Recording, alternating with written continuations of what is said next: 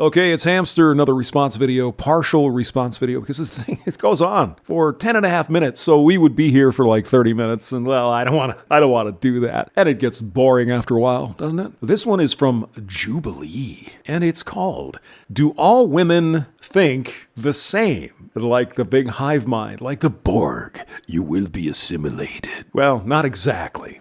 Some of these women have slightly different opinions than the other ones. And what we're going to do is walk through the middle part of this thing. We're going to hit 3 of their key points and see if we can have a discussion. So, first question. Do you believe all women should be feminists? Somewhat agree, somewhat disagree, strongly disagree, and I suppose you could stay in the middle and just ride the fence, I guess. I just think that feminism in recent years have just become extreme. What? Yes. Oh my God, yes. Guys, it's not NAWALT. It's not. It's not all of them. There are some that actually can still cogitate. It's like the 60s. It's like the 60s, my ass. It is not the 2019. The 60s were 60 years ago, roughly, right? And things were there that were in the way of women. From going to school, from getting a job, from, being something other than a housewife, for getting a credit card, all kinds of things, equal pay. All that stuff was valid 60 years ago, not today. So today is not like the 1960s, sorry. It's like if you're a feminist, then like you're anti-man. Some feminists are anti-men. Not all of them. Like right, what? Yeah. Like, I don't think it should be anti-man. I think we should all be empowering men to support women too. Right. Did you hear that? Well, of course men should be involved to help women, to benefit women. And bringing them into Maybe they do think all alike. The conversation. I think right now feminism is like, we don't need you. Right? Yeah, you need big brother government, though, to give you special goodies, don't you? Because if they didn't, it's oppression. I do. I agree with that, but also I think that women have been put down for so long. This should be a logical fallacy by this point, guys. This should be something like the appeal to the past fallacy. It should be, but it's not. But they do get a lot of mileage out of this one, though. Well, back then, it was... it's not back then. It is today, little ginger. That we kind of need to go a little bit extreme in the opposite direction. Really? Just so that we can come to the middle. Yeah, you see, that's the best way to get people to come to the middle, is to be extreme. Oh my God, yeah. That usually works, right? We're gonna be crazy people and you need to come and support us. No thank you. Because otherwise the men aren't going to meet us in the middle. Well, feminism by default is sort of the idea to make decisions for yourself and what fuels you But not to be responsible for those decisions. I know. Telling a woman she should do something is actually anti-feminist. Golf clap. You mean feminism telling you to get into politics or get into STEM or to do stuff that you don't want to do just so it's more equal isn't really feminism. Oh, yeah. No. So, who let the seal in? Because we're told all the time from so many people what we should be, how we should act, how we should address, how we should communicate. So the question in itself goes against what I believe as a feminist anyway. My feminism, because I have a special recipe that's all my own. It's like baking a cake. I believe abortion should be legal. Let's see what happens. We get the long-coated lady on one side. And all the other baby killers on the strongly agree side. I'm shocked. I think it's circumstantial because I do believe there are instances where if the mother is going to be severely harmed by a birth, Let me introduce you, ma'am, to Ms. Corner Case. That is where abortion would be okay in my belief. And I think the exception also would be in the cases of rape. Let me introduce you to Mrs. Corner Case. But all other circumstances where you made a choice, I'm pro-life. I think we all deserve a chance at life. So I definitely second that. I agree with that statement. But I feel like the heavy restrictions that are placed on it by our government, just dictating what we can do with our bodies, is really infuriating. Actually, you can do whatever you want with your body. like taking birth control, making him use a rubber, getting an IUD. You can do all sorts of things to prevent pregnancy, and most of it is cheap and or free under most insurance plans. Maybe you should take advantage of that so you don't have to worry about this abortion business. I'm just saying. And then seeing people who have kids and resent it for the rest of their lives. And Never met somebody except in a joking manner say they regret having their kids. Maybe I don't get out enough. raising children that they never wanted. It's frustrating. And so do you think that those parents that are struggling with raising their children, that they didn't have the option for adoption or other ways? It depends. Like for a lot of cultures, adoption is not okay. Actually, that's not true. That's not even in Islam. Now, they don't have adoption the way we think of it, where you adopt a child and it's legally your child. It is actually within the faith of Islam to raise other people's kids if there was a death or, something like that. So it's perfectly fine, but they're just not considered the same family. You're sort of their guardian, I guess. And it's the same way in India and some other places. So some cultures don't allow adoption as we know it here in the United States. You do not live in the Middle East. You live in the United States. So why don't we talk about what we're doing here? So they would not be able to do that. Not true. I don't mind strangers flirting with me.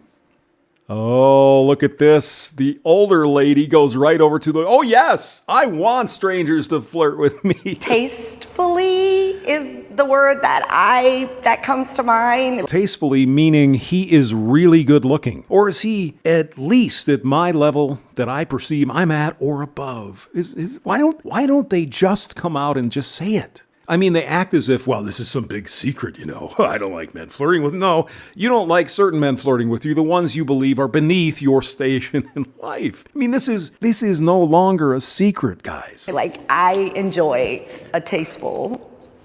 You look fantastic. Yeah, you would because you're old. The rest of these kids are young. Different world. Right. That's true. If it's wanted, it's fine. But then, you can't mind read. How would you know? Yeah, but you're expected to know. Just ask Aziz Ansari for reference. We've all had bad flirting experiences. I'm sure you have, because the guys were not at your level. They were below. Then I'm thinking, there's a couple I've had where they're like, excuse me, I just want to let you know you're very beautiful. Please have a nice day. And I'm like, okay, thank you. Yeah, because they were hot. And something like that. That's short and sweet. And he's tall and handsome. There's no expectation. I think that's the thing. Where do women think there's an expectation? If a guy comes up to you and says, hey, good morning. Hey, you look great today. They expect that you're going to want to fuck them. I don't know. I don't know how women think. I mean, and I'm from New York, so I'm just automatically on autopilot. Don't talk to me, don't look at me. My whole life, you have the catcalls, but you have the derogatory catcalls. So if I don't look at you, if I don't speak to you, I'm a B. I'm all of these things, but Let's set the ground rules. Catcalling never happens from a guy in a suit going to his job in an office building on Wall Street. Just so we got the ground rules here. We got the game figured out. It's but if I did give you the time of day, then what would I be? And I don't think every guy is like that, but it's just so much because you're so easier and safer to just assume. A guy talking. To assume that nothing is, and it's not a good way to live, obviously. Walking around in fear constantly, that can bring on something called complex PTSD. I will try to put a link below for you. But that's just... Well, because then my question is who gets let in? Does he have money, and is he tall and good looking? And does he wear a suit to work every day? He is the one that gets let in. And how do you determine who gets let in? I just gave you the ground rules, baby. And how do you function If they start the, relationship in a non-romantic or sexual way. Let me just help you out here. If the man allows himself to be put into the friend zone. If it's not a flirty, it's not just you just meet people at places and they just talk to you. Yeah, Sure. just talk to you like a normal person. Yeah, but you see, we just heard from these other ladies, if a man talks to you, he expects you to fuck him. Interesting. I support the Me Too movement. Let's see all the women run to the agree side. Oh, the tall ginger is sort of hesitating here. Well, at the heart of it, I think that the Me Too movement is about women that have been in situations, whether it's work or personal, where they haven't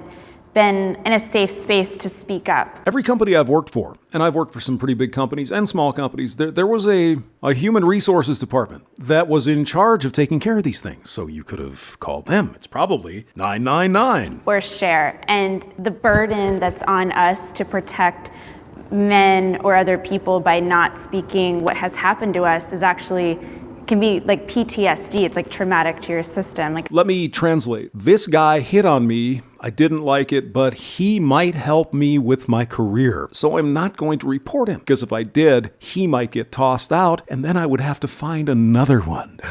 Is that about right?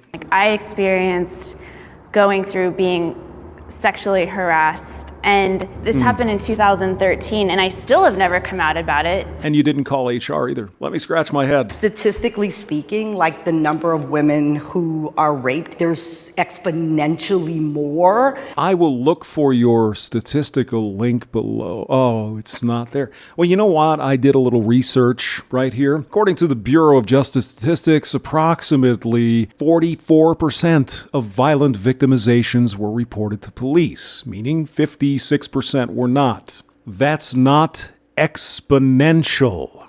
Do you understand that? Than who actually report it. So when I think about the Me Too movement, like there's strength in numbers. You know what the reported rape rate was in 2016, according to the Bureau of Justice Statistics? 0.11% of women in the country were raped. You know, when it started, I was like, I don't know if I want to post about this. I don't know how I feel. But what it did do was it gave me the strength to actually share with someone else. But you couldn't share it with the police or the HR department, who could actually do something to help you get over this trauma, like put the guy in jail or get him fired.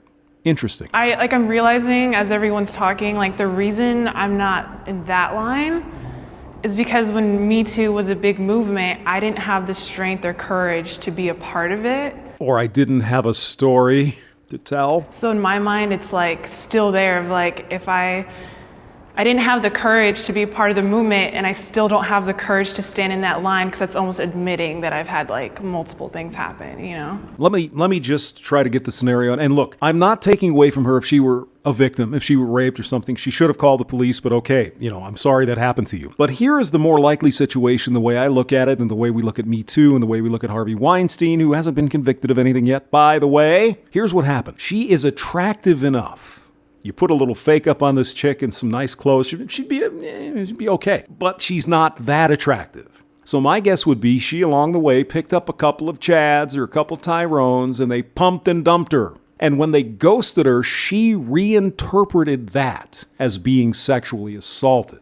Does that sound about right? And so you're representing all the other women that feel the same way. And Yeah. so they see you and they relate to you on that. So you're helping other women by saying that.